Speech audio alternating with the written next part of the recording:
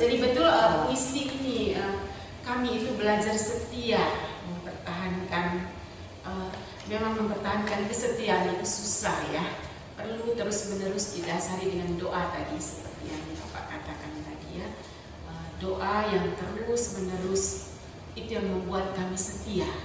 Maka barang siapa tidak setia dalam doa, dia tidak bisa setia untuk hidup seperti ini. Betul-betul seperti puisi yang tadi kau tuliskan.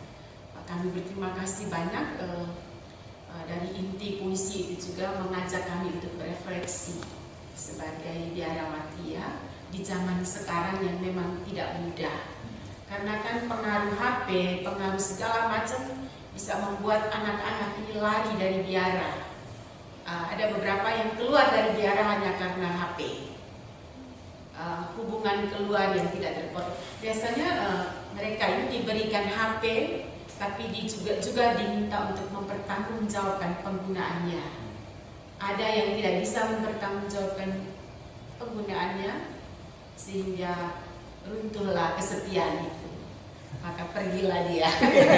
Pergilah dari biara, pergi sendiri. Silakan dilanjutkan. Kalau dia bertahan itu artinya bahwa ya pasti namanya hidup ya, kan harus dipertahankan, harus dengan cara apapun harus dijaga.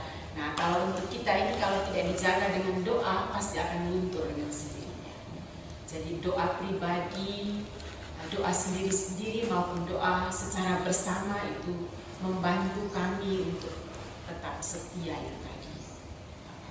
Setia sampai mati. Masuk di kota. Diharapkan. Masuk di kota. 1 jam loh doa pribadi minimal ditulis. Jadi kami punya aturan di dalam konstitusi atau buku aturan kami itu setiap pribadi diberi kesempatan untuk berdoa 1 jam untuk sendiri Minimal. kapan saja. Lalu setiap tahun, setiap bulan itu ada yang namanya rekoleksi, kami harus hening, diam. Jadi di sini setiap hari juga ada jam-jam khusus di mana kami harus hening, harus sendiri, diam. Masuk dalam kehidupan doa. Lalu setiap tahun kami diberi kesempatan untuk pergi dari komunitas itu yang namanya retret, tarik diri dari komunitas, dari pekerjaan untuk retret, mengambil tempat, mengambil apa ya, hari-hari itu dengan doa itu tadi. Kalau tidak kami nggak akan bisa bertahan. Sama seperti mungkin rumah tangga ya, kalau tanpa didasari dengan cinta satu sama lain, ya dengan doa itu tadi juga akan pasti bubar sama mereka. Kita ini kan datang dari berbagai latar belakang yang berbeda, tidak didasari dengan doa yang teratur, doa yang baik, ya tentu akan rontok. Dan saya rasa rumah ini bertahan sampai hari ini cuma karena seperti tadi dalam puisi ya, karena teriakan-teriakan doa itu tadi ya yang membuat bertahan sampai 10, 11, 12 tahun ya. Dengan dia gedungnya memang sudah tua, banyak keropos, susah cari uang untuk membenahi lagi. Habis pajak nantinya bagaimana mau beli baru ya, susah untuk memperbaiki sana sini sehingga makasih ya Pak. Sehingga kami ya itu tadi doa tadi ya. Dan puisi kamu bagus, memang ada bagian yang saya suka tadi. Coba bagian mana? Saya kan juga bagian seni. Ya itu betul. Biara ini bukan sekedar bangunan bersejarah, tapi sumber rahasia di tengah modernitas ya. Itu betul. Saya merasa bahwa ya karena kami ini kan berdoa untuk semua ya, seluruh dunia kita dari pagi sampai malam kan doa wujudnya kan untuk dunia, untuk siapa saja yang membutuhkan tanpa milih-milih, sehingga saya rasa Tuhan mendengarkan itu ya. Sehingga saya rasa ini puisi ini bagus sekali ya. Pas. Ketika dunia lupa cara untuk percaya, mungkin betul ya. Mereka lah itu artinya kami yang ada di dalam tembok-tembok ini kan. Ada juga teman-teman yang saya suka, teman-teman muslim itu kan waktu itunya kan sholatnya itu kan 5 waktu itu kan luar biasa bagus ya. Saya tidur di ujung sana, jadi sering sekali mendengar alunan azan pagi-pagi itu ya, atau tidak sore hari itu sangat.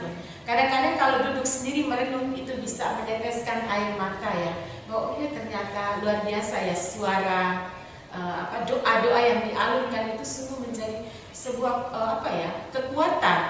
Jadi bukan hanya kami mendengar doa-doa yang dikumandangkan itu punya arti tersendiri ya. Ikut membantu kami juga untuk berefleksi. Ternyata ini loh kekuatan kita tuh doa itu. Jadi saya rasa baik untuk kita ya, bahwa saya senang boleh datang ke sini sehingga bisa mendengar, melihat. Rumah kami ini sangat terbuka. Dulu memang klausura, artinya tertutup. Sekarang klausura, zaman dulu. Sebelum tahun 1965 itu, sebelum itu Konsili Vatikan itu tertutup klausura. Tapi sekarang ini sudah tidak bisa klausura lagi. Kita harus membuka diri supaya semua orang bisa mengenal. Tapi ya biasa ada batas-batas ya. Jam berapa kami berdoa sama seperti teman-teman di Muslim. Kita tidak boleh saling mengganggu. Kita tidak, itu ada batas-batas itu pasti. Tapi bahwa komunitas Ursulin di mana-mana itu membuka rumahnya untuk siapa saja boleh masuk melihat supaya kita itu tidak saling ada apa ya di dalam. Saya lama dulu di Sukabumi, 8 tahun di Sukabumi, mayoritas teman-teman Muslim yang moderat ya, yang sangat itu radikal. Pada suatu hari saya dulu kepala sekolah lama, jadi teman-teman kepala sekolah itu sering sekali bertanya-tanya, Bu, ada apa sih di dalam itu? Ibu punya suami ada di mana? Saya sering bohong mereka dulu.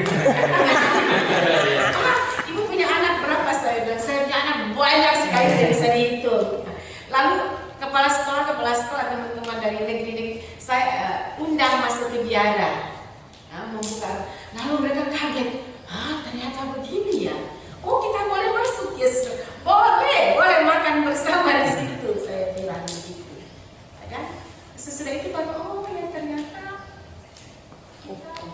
Ya memang timbulnya pergesekan itu karena tidak saling kenal dan tidak mau mengenal. Itu tadi persoalannya kan kadang-kadang kita tidak susah untuk mau mengenal ya, susah untuk membuka sehingga terjadi macam-macam.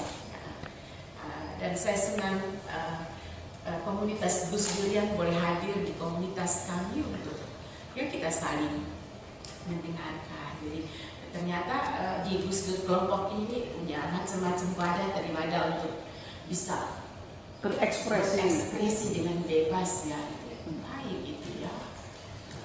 Jadi dalam gamelan ya, ada penari, ada musisi, itu baik. Bagian-bagian. Dan Gus Durian itu plural, jadi hilangkan kesan bahwa Gus Durian itu Islam. Karena di sini ada Buddha, cuma tidak rawuh. Biasanya kapan itu rawuh? Semua boleh. Buddha. Kemarin ulang tahunnya Cornel itu kan yang dari Buddha juga rawuh. Banyak kemarin yang ini Mas dari Madiun saya. Dulu saya masuk di Jawa itu saya agak kaget karena kalau kami di Flores itu teman-teman, karena kami itu kebanyakan kami mencampur keluar masuk umat Muslim dan Katolik itu sangat dekat. Jadi ketika saya masuk di Jawa lalu ada kelompok macam-macam ya, kaget saya awalnya. Di sana itu kan persyaratannya sangat kuat ya karena adat ya. Kelompok agama ini kan masuk dalam adat, agama yang adat ya. Jadi tidak ada perbedaan. Kami Natal yang mereka yang ngurus segala-galanya, Bapak Uskup SK segala-galanya, mereka yang ngurus, teman-teman dari Muslim yang ngurus, dan bahkan yang bekerja di pastoran ya, teman-teman Muslim yang masak untuk pastor dan segala macam uskup. Tempat kami itu sangat-sangat kuat ya. Sehingga ketika saya masuk di Jawa pertama kali saya bingung, kok kenapa ya kok saling berantem? Itu dulu ya. Tapi setelah masuk, oh ya ternyata teman-teman Muslim itu ada banyak kelompoknya. Jadi itu sesuatu yang menarik. sebenarnya keluarga saya banyak yang di Surabaya juga menikah dengan Muslim. Jadi adik saya juga menikah dengan Muslim. Jadi buat saya itu tidak terlalu karena kita sering kumpul bareng. Jadi saya juga sangat berterima kasih bahwa teman-teman dari Gus Durian bisa datang ke rumah kami. Jadi bisa menjadi corong keluar itu loh. Iya. Oh ya, kami sudah pernah datang ke Suster Rani ini, daerah ini. Jadi dulu klausura ya Pak ya, tertutup sekali ya. Sangat tertutup. Kaget. Termasuk Yang kamu kecil ke sekolah kecil sini yang enggak apa-apa. Di sini yang jemput. Iya, Ya dulu kan yang berdiri depan kami pemimpinnya, saya bayar sekian. yang jaga pintunya benar. Terus sekarang itu dibubarkan. Yang penting ya, Mudah-mudahan. karena kami menanamkan nilai ini kalau bagus gratis ya, kan nggak ada memang nilainya. isinya ya. Ya, Itu dihargainya tentang manusianya dan dihargai. suster adalah puisi. Iya. Istilah saya suka. Puisi yang Iya. bernafas. Iya. Hah? Puisi yang bernafas. Ya, Iya. puisi yang bernafas loh, suster ini. Betul. Iya.